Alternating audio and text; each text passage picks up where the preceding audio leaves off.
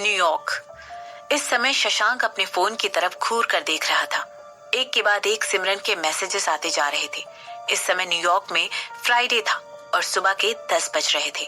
शशांक वहां पर बैठकर वर्मा इंडस्ट्रीज के कुछ एग्जीक्यूटिव्स के साथ अपनी यूएस और साउथ अमेरिका की ब्रांच के बारे में क्वार्टरली मीटिंग कर रहा था। मीटिंग लगभग खत्म होने वाली थी। इस साल का वो समय था जब उसे अपनी ओवरसीज वाली ब्रांचेस के प्रॉफिट और ग्रोथ के बारे में खबरें मिलती थी। हालांकि ऐसा लग रहा था जैसे कि वो उस मीटिंग में उन एग्जीक्यूटिव्स के थ्रू बनाई गई रिपोर्ट पर ध्यान नहीं दे पा रहा था, क्योंकि असल में वो रिपोर्ट के बारे में सुन ही नहीं रहा था। उस रिपोर्ट में लिखे हुए करोड़ों के प्रॉफिट की खबर उसे इतनी इंटरेस्टिंग नहीं लग रही थी जितना कि अभी थोड़ी देर पहले रिसीव हुआ मैसेज लग रहा था।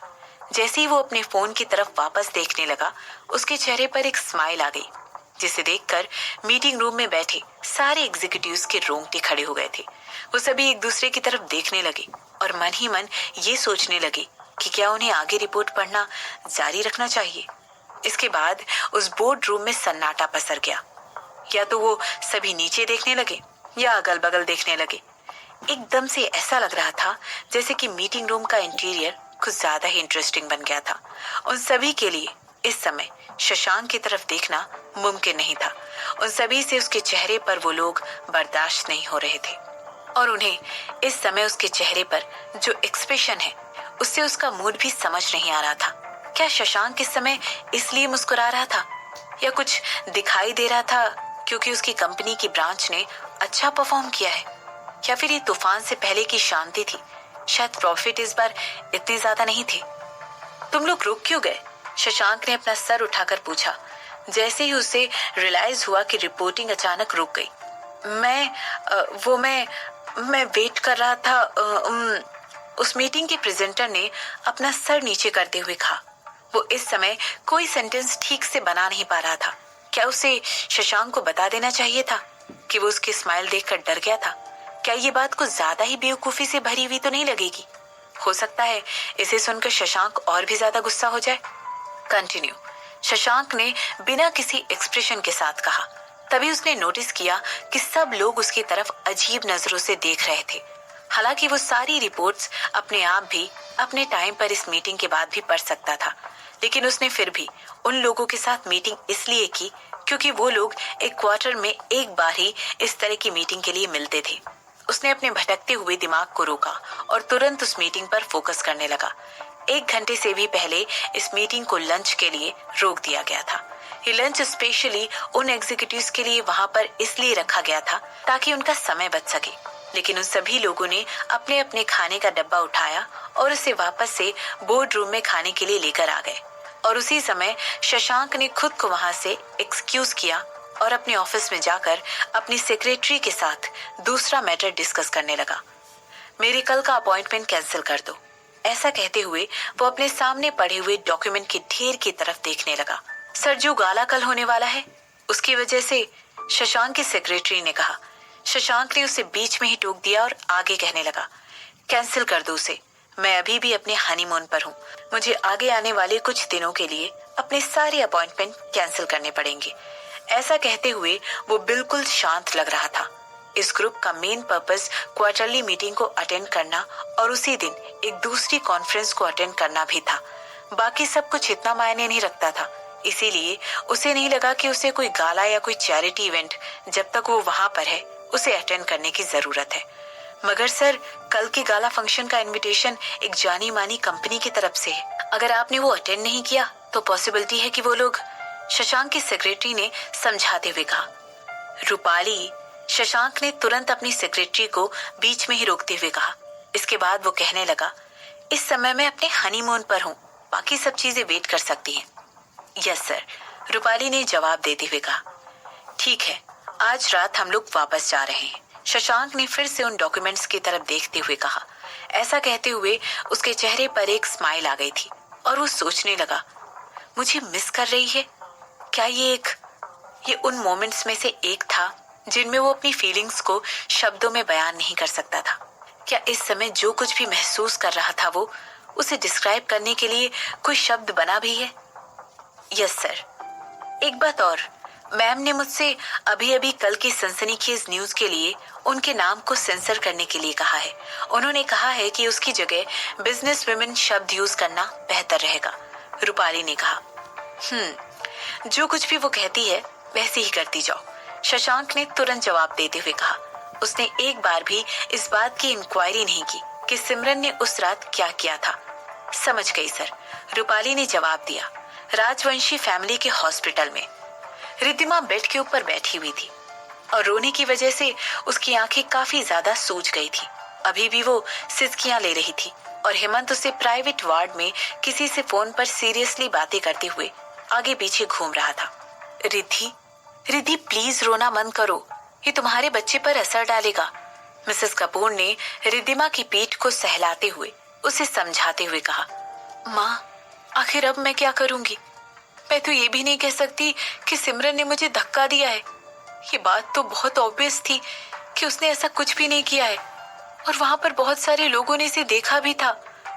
आखिर अब मैं सभी को अपना चेहरा कैसे दिखाऊंगी? वहां पर हेमंत की कंपनी के कुछ आर्टिस्ट भी थे जिन्होंने वो इवेंट अटेंड किया था और उन सभी ने मुझे देख लिया है। माँ, वो इस समय मुझ पर हंस रहे होंगे। रिद्धिमा ने अपनी फिक्र जताते हुए कहा। आखिर वो तुम पर हंस कैसे सकते हैं? मिसेस कपूर ने उसे कंसोल करते हुए कहा।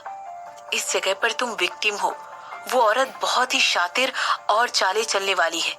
तुम चिंता मत करो, मीडिया तुम्हारी ही साइड लेगी। मैं इस बात का ध्यान रखूंगी कि वो औरत अपनी इस हरकत के लिए भारी कीमत चुकाए। आपके कहने का मतलब क्या है? रिद्धिमा ने अपनी सिसकियों को रोककर अपनी माँ से क्लैरिफिकेशन मांगते हुए कहा। इसके बाद वो कहने लगी, आप इस न्यूज को लीक नहीं कर सकती हैं। वहां पर खड़ी हुई बहुत सारी हस्तियों ने जो कुछ भी हुआ था उसे अपनी आंखों से देखा है। हो सकता है वो लोग सोचे कि मैंने जानबूझकर सच को मोड़ने की कोशिश की है ताकि मुझे पब्लिक की सिंपैथी मिल सके। मैं ऐसा कुछ भी नहीं। इस मामले को मुझे हैंडल करने दो, ठीक है? मिसेस कपूर ने अपनी बेटी को गले लगाते हुए कहा। इस समय उनकी आंखों में एक शैतानी साफ झलक रही थी।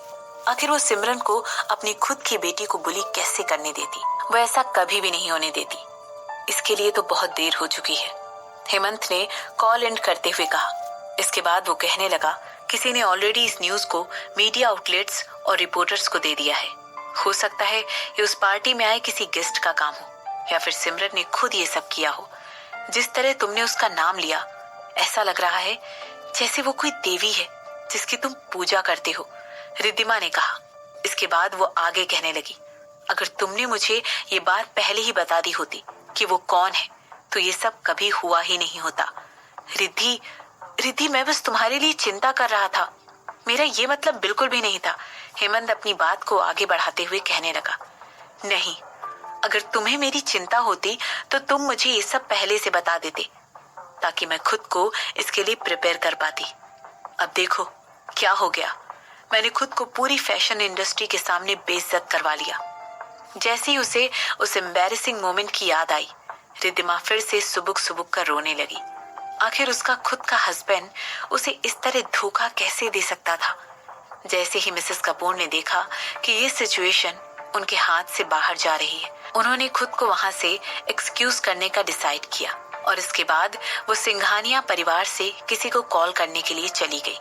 जैसे ही हेमंत ने देखा कि रिद्धिमा वापस से रो रही है, उसके मुंह से एक आह निकली और वो कहने लगा, मैंने ऑलरेडी तुम्हारे मैनेजर और पीआर टीम से कह दिया है कि वो इस मामले को संभाल ले।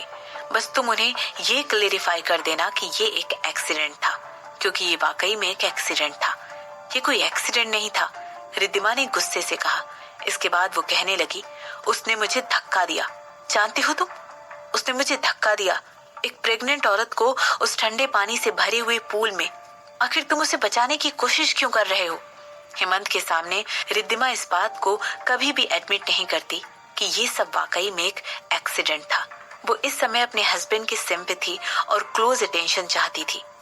रिद्धि, रिद्धि मैंने देखा था वहां पर जो कुछ भी हुआ था। आखिर तुम इतनी बेवकूफों जैसी बातें कैसे कर सकती हो? सिमरन ने तो तुम्हें छुआ तक नहीं था। काफी लोगों ने ये सीन देखा है, हेमंत ने तुरंत उसे समझाते हुए कहा। रिद्धिमा ने अपनी आंखें बड़ी करके उसकी तरफ ऐसे देखा जैसे मानो किसी शौक में हो। इसके बाद वो सोचने लगी, आखिर ये इंसान सिमरन को क्यों प्रोटेक्ट कर रहा है? आखिर अपनी वाइफ के साथ ऐसा कैसे कर सकता है? मैं उसे प्रोटेक्ट करने की कोशिश नहीं कर रहा हूँ रिद्धि। तुम्हें पता है, मैंने हमेशा से तुम्हें ही प्यार किया है। मैं नहीं चाहता हूँ कि तुम सोसाइटी के सामने और जिन भी लोगों ने ये इंसिडेंट देखा है उनके सामने एक हंसी का पात्र बनकर रह जाओ। वो लोग अभी कुछ भी नहीं कह रहे हैं, लेकिन बाद में वो इस बारे में बात जरूर करेंगे। मैं तुम्हें अब इससे ज्यादा और एम्बेरस होते हुए नहीं देख सकता हूँ। हेमंत ने उसे पेशेंटली समझाते हुए कहा। वो देख सकता था कि उसकी वाइफ को इस बात का गहरा धक्का पहुंचा है। हेमंत काफी सालों से उसे जानता था, इसीलिए उसके लिए इस बात का पता लगाना बेहद आसान था कि इस समय वो क्या सोच रही है। जैसे ही उसने देखा कि रिद्धिमा का चेहरा गुस्से से लाल हो गया है, उसने तुरंत उसकी पीठ थपथपाते हुए कहा, बेकार की बातें सोचना बंद करो।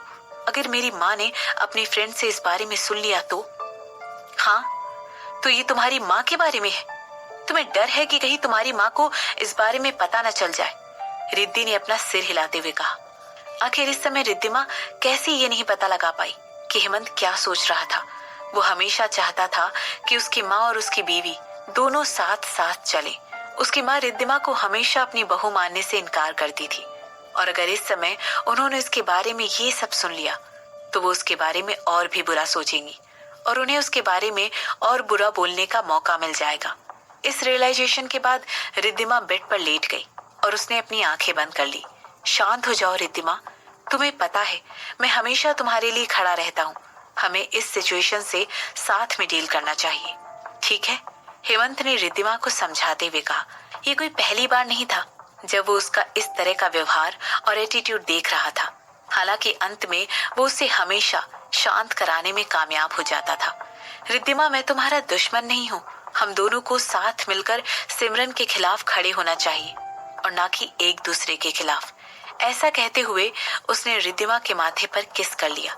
हेमंत को सब लोग एक गर्म मिजाज और क्रूर आदमी के तौर पर जानते थे, लेकिन जब भी बात उसकी वाइफ पर आती थी, न जाने क्यों वो मजबूर हो जाता था।